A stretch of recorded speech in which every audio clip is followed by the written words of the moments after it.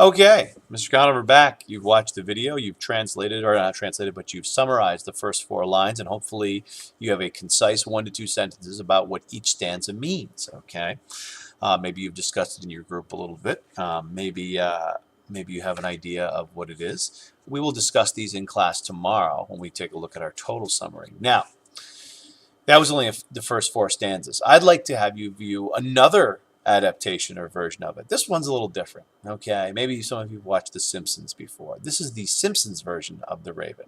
It's exactly written in the same vernacular or speech that Edgar Allan Poe used in 1845, only they take a little bit more of a different humorous take on it, so you may laugh, and it's okay if you do laugh. But know that it's exactly the same word for word written that's actually in the narrative poem. But I think this will help you to understand what's going on in each scene a little better too, and give you a good laugh at the same time. So your instructions now are to watch the Simpsons version of The Raven. And then I'd like you to continue the process of summarizing each stanza with 1 to 2 sentences of just basically a description of what's going on, not a translation, not word for word, just 1 to 2 sentences of what's happening in that scene or that little instant stanza. But this time, you're not going to do it individually. You may work as a group to kind of piece together what you are reading and what you saw from the very humorous Simpsons clip. Last but not least, tonight for your homework, of course, I'd like you to try to finish as much as you can. We'll have a couple minutes in class to finish this up tomorrow. But tomorrow's lesson is going to be about allusions. And as you very well know from our first few weeks of literary terms, an allusion is a reference to something in history, something in pop culture, something in a piece of artwork, or somebody that's famous or popular. Okay, you're alluding to something. So in Google Classroom, there's a Google form, okay, that I'd like you to take. It's very simple. This will take no more than 5 minutes, probably. And I'd like you to come up with 3 quotations. Now, the quotations can be your original quotations that you created yourself, or they can be a quotation from a movie. You're going to take that quotation. It's going to be an allusion. That quotation is going to be a reference to something popular, something famous, history, art, famous person, pop culture, media, whatever.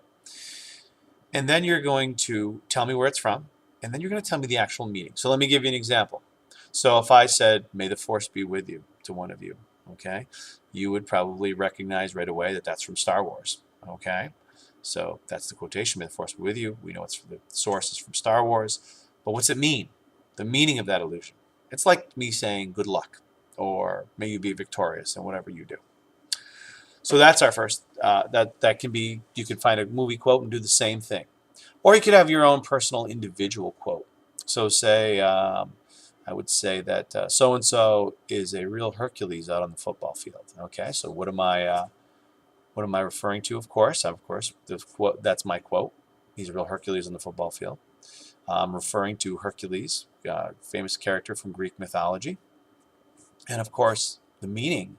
By saying he's a real Hercules on the forum, I'm commenting on how strong and determined this person is, because Hercules was very strong, very determined. Okay, so all you have to do is 3 quotes, whether they're yours or whether they're somebody else's, it's fine.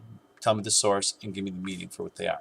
Google form, hit submit, and I want to see what some of the allusions that we're using in this day and age, as opposed to maybe what they used in my generation, or what Edgar Allan Poe used when he's referring to certain sources, and we'll see that tomorrow as we go to moving in from summarizing to translating The Raven. So that's kind of where we are today. So do as much of the summarizing as you can, and tonight just fill out the Google form to give me some popular allusions of today, and then we'll go right into allusions on a more grand scale with a discussion and figure out what really happened in The Raven. So we'll see you tomorrow. Again, sorry I couldn't be here, but hopefully this clears things up and gives you the right instruction. So we're right on the same page when I come back tomorrow. All right, we'll see you tomorrow.